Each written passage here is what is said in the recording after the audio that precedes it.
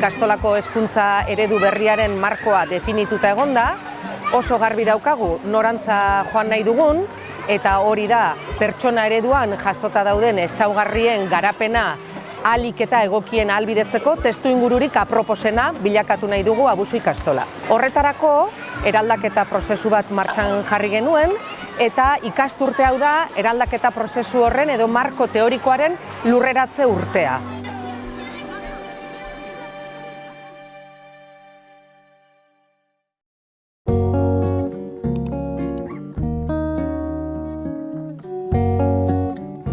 LH Laun ari gara momentu honetan implementazioa egiten, hezkuntza eredu berri hori zertan datzan implementatzen, eta badakigunez pertsonek nola ikasten dugun, eta hori esperientzia desberdinen bitartez dela, guk aldatu nahi duguna da gure ikasleek ikastolan biziko dituzten ikaskuntza esperientziak. Eta horiek bideratuta egotea, pertsona ereduan jasota dauzkagun ezaugarrien lorpenera. De hecho, el proceso lo iniciamos en el 2023, que estuvimos acompañando primero toda la visualización del cambio, todo el proceso, todo el camino, toda la estrategia.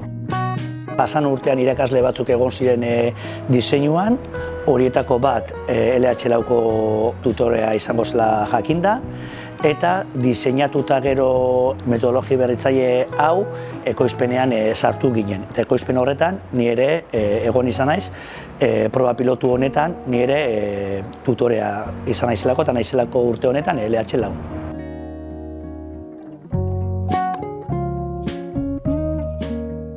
El proceso concreto, es decir, la concreción, el diseño de lo que hoy se está implementando en las aulas, se inició hace un año con un equipo donde lo primero y lo más importante que estuvimos trabajando con el equipo fue intentar soñar y concretar qué experiencia de aprendizaje distinta les queríamos ofrecer hoy al alumnado.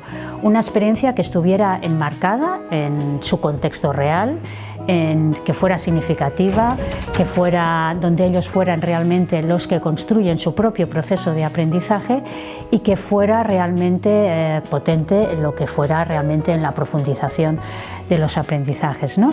En todo eso, pues bueno, estuvimos un año trabajando con ellos y este curso, el inicio de este curso es cuando se ha implementado. Y evidentemente desde esa implementación lo que vamos a hacer ahora es precisamente poder evaluar lo grande, si eso realmente nos está llevando al fin.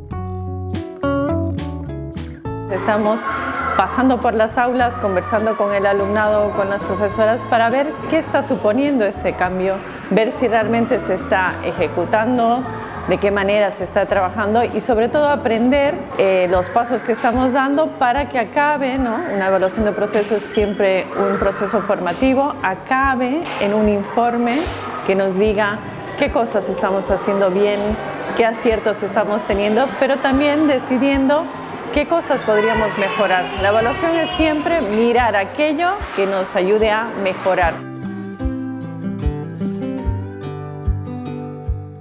El equipo definió, queremos cambiar la experiencia de aprendizaje del alumnado porque tenemos un fin. Primero, que el alumno sea su propio protagonista de su proceso y luego porque la ikastola quiere formar personas en relación a un modelo concreto que ha definido que es coherente con su razón de ser, es decir, con su ADN, y que es coherente con el mundo que estos alumnos van a poder vivir y se van a desarrollar. Desde ahí estamos ofreciendo las nuevas experiencias de aprendizaje.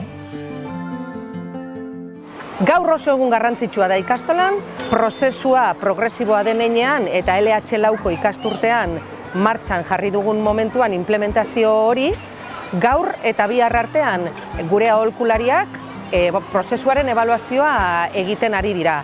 Hortik, aterako ditugulako, urrengo ikasturtei begira, urrengo implementazioei begira, hobekuntza alderdiak eta indarguneak ere identifikatuta izan ditzagun horiek mantentzeko.